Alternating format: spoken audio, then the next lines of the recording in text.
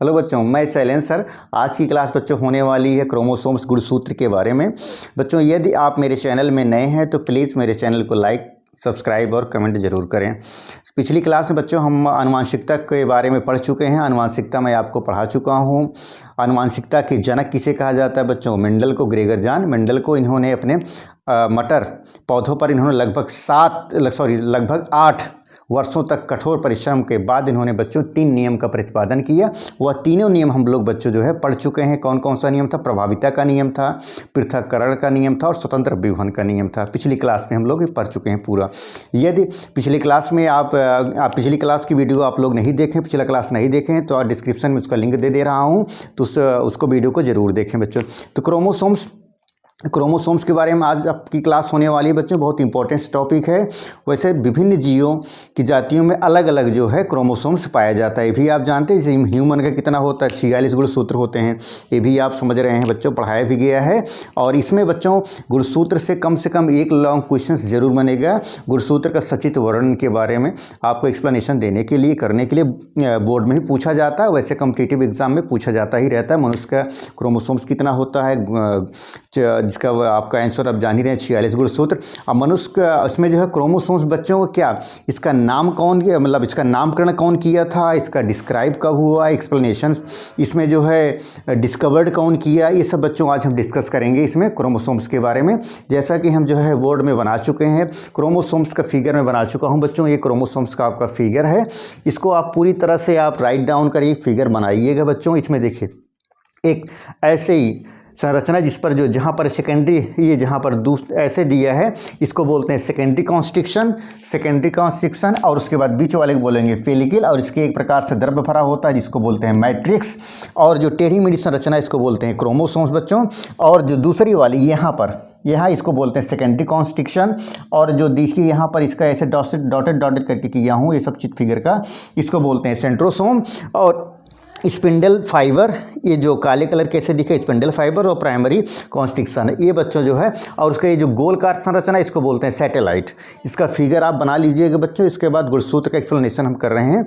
सबसे पहले तो बच्चों ये डिस्कवर्ड कौन किया था गुणसूत्र को? सबसे पहले इन्होंने स्ट्रासबर्गर नामक वैज्ञानिक ने 1875 ईस्वी में 1875 ईस्वी में इन्होंने गुणसूत्र शब्द इनकी खोज डिस्कवर्ड किया था। किसका? क्रोमोसोम्स की खोज कौन किया था? सर्वप्रथम स्ट्रासबर्गर नामक वैज्ञानिक ने इसका जो है डिस्कवर्ड किया था क्रोमोसोम्स की 1875 ईस्वी में। इसके बाद गुणसूत्र शब्द का प्रयोग, या आखिर गुणसूत्र शब्द का नाम यानी प्रयोग कौन किया था? इन्होंने एक वैज्ञानिक थे, इनका नाम था वाल्डेयर नामक वैज्ञानिक। 1889 ईस्वी में वाल्डेयर नामक वैज्ञानिक ने इनका क्या किया था? इनका प्रयोग किया था शब्द का। इस शब्द का प्रयोग गुणसूत्र का डिस्कवर्ड कौन किया?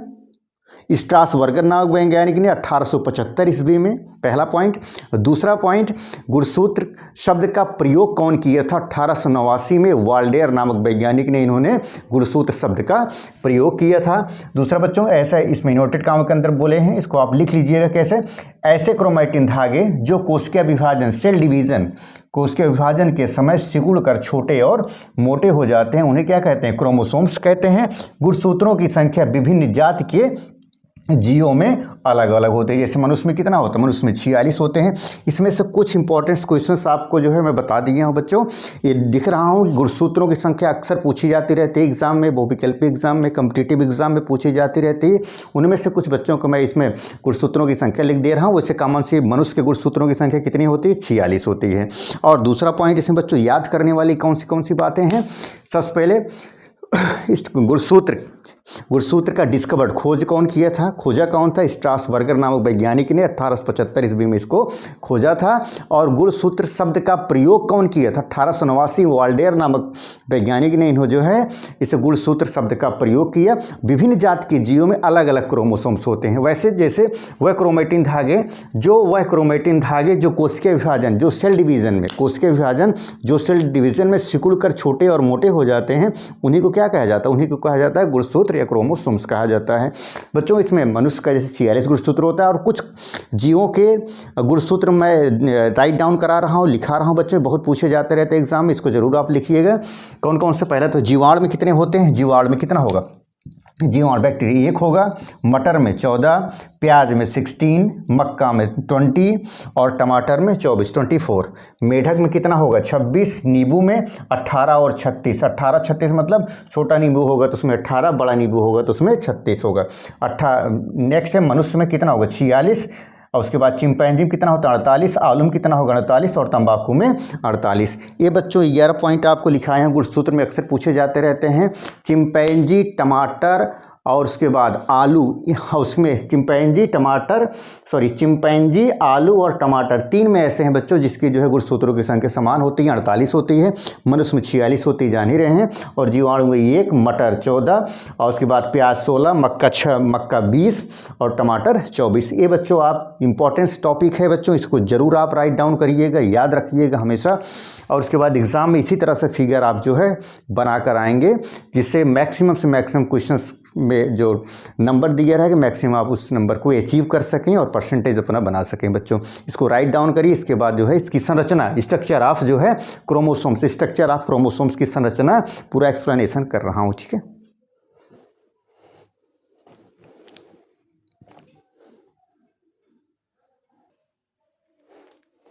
अब बच्चों गुणसूत्र की संरचना, स्ट्रक्चर ऑफ क्रोमोसोम्स के बारे में डिस्कस कर रहे हैं, इसका पूरा एक्सप्लेनेशन। अब तक बच्चों जो है इसका आप फिगर बना लिए होंगे, उसके बाद इस पे जो क्रोमोसोम्स के डिफिनीशन है उसको बताया, और उसके बाद डिस्कवर्ड कौन कौन किए थे, इसका शब्द का क्रोमोसोम शब्द का प्रयोग सर्वप्रथम कौन किया था, कौन से वैज्ञानिक ने किया था, और जितने गुणसूत्र थे उनका भी पढ़े थे।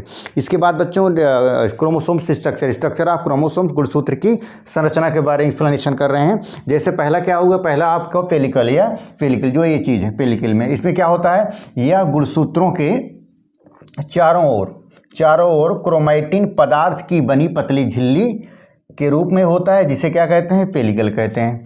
यह क्या होता है, क्रोमैटिन पदार्थ की बनी पतली हुई झिल्ली होती है पेलिकल। क्रोमैटिन पदार्थ की बनी हुई यह पतली झिल्ली होती है, जिसे क्या कहते हैं पेलिकल कहते हैं। दूसरा मैट्रिक्स, यह गुणसूत्र पर आधारित पदार्थ है, यह गुणसूत्र पर आधारित पदार्थ होता है जिसमें 2 धागे नुमा क्रोमोनिमेटा होता है। देखें इसमें मैट्रिक्स, जो इसमें एक द्रव्य भरा हुआ है, जो द्रव्य भरा होता है उसमें मैट्रिक्स, और इसमें क्या कह रहे हैं 2 क्रोमोनिमेटा, 2 धागे सदृश 2 क्रोमोनिमेटा इसी मैट्रिक्स में उपस्थित होते हैं, जो काले कलर के डबल स्ट्रक्चर करके ऐसे घुमा कर ऐसे बनाए हैं बच्चों, वो होता है, ठीक है। नेक्स्ट क्या है क्रोमोनिमेटा, यह मैट्रिक्स में पाया जाता है क्रोमोनिमेटा। यह कुंडलित धागे जैसी रचना होती है इस पर क्रोमैटिड्स होते हैं। इस प्रकार एक क्रोमोनिमेटा एक क्रोमैटिड्स को प्रदर्शित करता है। नेक्स्ट चौथी हेडिंग सेंट्रोमियर, प्राथमिक संकीर्ण में सेंट्रोमियर स्थित होता है, इसके द्वारा यह मैट्रिक्स के तर्क के साथ जुड़ा रहता है। यह सेंट्रोमियर बच्चों, ये देखिए सेंट्रोमियर, इसका प्राइमरी प्राथमिक कॉन्स्ट्रिक्शन में ही यह सेंट्रोमियर उपस्थित होता है। ये प्राइमरी कॉन्स्ट्रिक्शन है, इसी पर जो है यह सेंट्रोमियर्स उपस्थित होते हैं। ये रहा बच्चों। इसके बाद इसको आप राइट डाउन करिए, इसके बाद नेक्स्ट क्लास करवा रहे हैं। नेक्स्ट स्ट्रक्चर इसका जो है गुणसूत्र की संरचना का अगला पॉइंट बच्चों, ठीक है।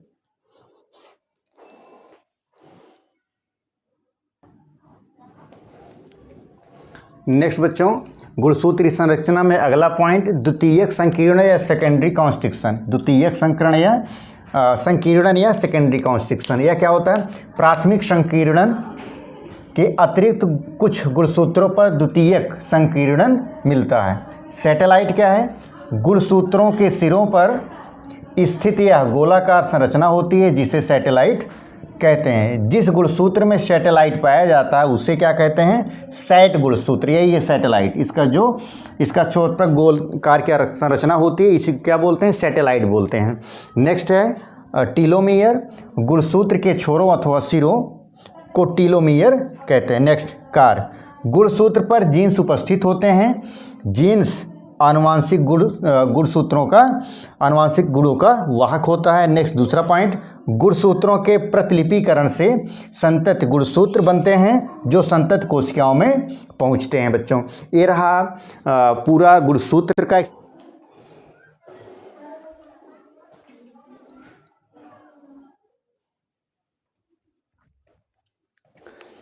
इसके बाद बच्चों क्रोमोसोम्स के बाद हम जो नेक्स्ट टॉपिक है वो हाइब्रिडाइजेशन, संकरण, एक संकरण, द्विसंकर, संकरण, ये सब के बारे में एक्सप्लेनेशन करेंगे। जो आनुवांशिक टॉपिक में आनुवांशिकता लेसन में कुछ टॉपिक्स, कुछ वर्ड का जो है उपयोग किया जाता है, उसे कहते किसे हैं, क्या जी संकर हो गया संकरण या हाइब्रिडाइजेशन, संकरण क्या है, एक संकर संकरण क्या है, द्विसंकर संकरण क्या है, प्रभावी क्या है, अप्रभावी लक्षण, इसके बारे में डिस्कस करते हैं। उसकी छोटी छोटी डिफिनीशन उसको भी जानना आपको ज़रूरी है, तभी आपकी आनुवांशिकता पूरी तरह से लेसन पूरी तरह से समझ में आएगा बच्चों। अब तक जो है पढ़े हम लोग क्रोमोसोम्स के बारे में पढ़े हुए हैं। क्रोमोसोम्स को 1875 ईस्वी में कौन, स्ट्रासबर्गर नामक वैज्ञानिक ने उसको डिस्कवर्ड किया था, ये भी जान रहे हैं। और उसके बाद 1889 ईस्वी में वाल्डेयर नामक वैज्ञानिक आए थे, उन्होंने उसको क्रोमोसोम शब्द का प्रयोग किया था। मनुष्य में 46 गुणसूत्र होते हैं,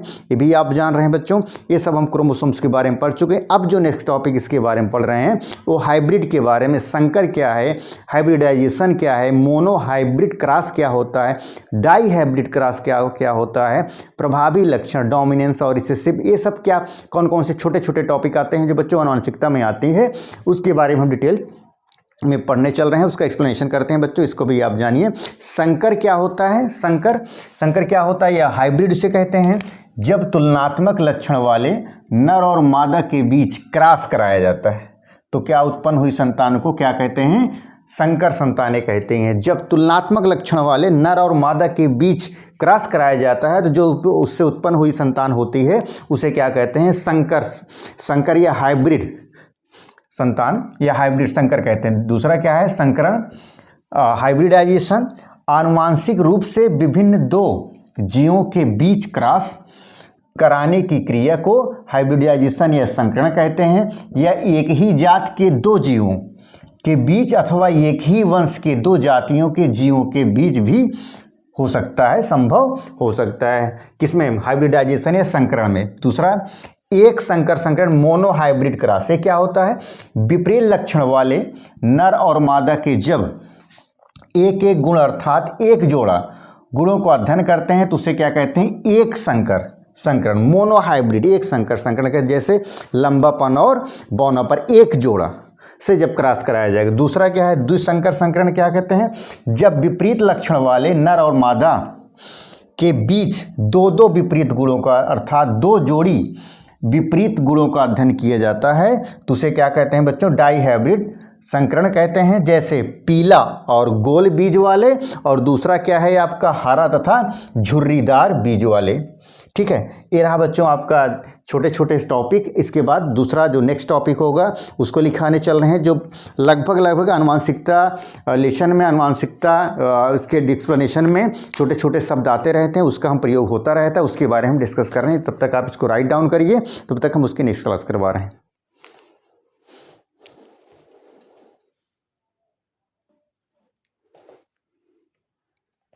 उसके बाद बच्चों प्रभावी गुण या डोमिनेंट कैरेक्टर, उसके बारे में, डोमिनेंट कैरेक्टर में इसमें क्या होगा, नर तथा मादा संकरण के पश्चात प्रथम पीढ़ी F1 में उत्पन्न संतानों में जो गुण परिलक्षित अर्थात जो दिखाई देता है उसे क्या कहते हैं, प्रभावी गुण। नेक्स्ट अप्रभावी रिसेसिव कैरेक्टर, जब नर तथा मादा के मध्य संकरण कराने पर प्रथम पीढ़ी में F1 में जो गुण दिखाई नहीं देता है, अंडरलाइन करिएगा, जो गुण दिखाई नहीं देता उसे क्या कहते हैं, अप्रभावी गुण कहते हैं। दूसरा समयुग्मजी या होमोजाइगस, जब युग्मक में दोनों जीन एक जैसे हों या जैसे दोनों जीन प्रभावी या दोनों जीन अप्रभावी हों तो उन्हें क्या कहते हैं, समयुग्मजी कहते हैं। दूसरा विषमयुग्मजी या हेट्रोजाइगस, जब एक जोड़ी जीन में एक प्रभावी तथा दूसरा अप्रभावी होता है तो उसे क्या कहते हैं, विषम युग्मजी, या इसको क्या बोलते हैं, हेट्रोजाइगस। और दूसरा बच्चों तीसरा लास्ट टॉपिक है जो फिनोटाइप और जीनोटाइप पूछा जाता है, क्या कहते हैं, किसी जीव के बाह्य लक्षणों को फिनोटाइप तथा जीव के जीनी संरचना को जीनोटाइप कहते हैं। क्या कहते हैं, किसी जीव के बाह्य लक्षणों को फिनोटाइप तथा जीव की जीनी संरचना को जीनोटाइप कहते हैं बच्चों। तो आज हम लोगों ने पढ़ा क्या, क्रोमोसोम्स पढ़े, गुणसूत्र पढ़ा। गुणसूत्र के बाद बच्चों जो है आनुवांशिकता टॉपिक लेसन में जो कुछ छोटे छोटे शब्द आते हैं जिनका डिफिनीशन है, जैसे क्या होगा आपका जीनोटाइप, फिनोटाइप, प्रभावी, अप्रभावी, संकरण, एक संकरण, मोनोहाइब्रिड क्रॉस या डाई हाइब्रिड क्रॉस, प्रभावी लक्षण, अप्रभावी लक्षण, ये सब जो छोटे छोटे टॉपिक्स शब्द आते हैं उनके बारे में मैंने डिफिनीशंस को पढ़ा है।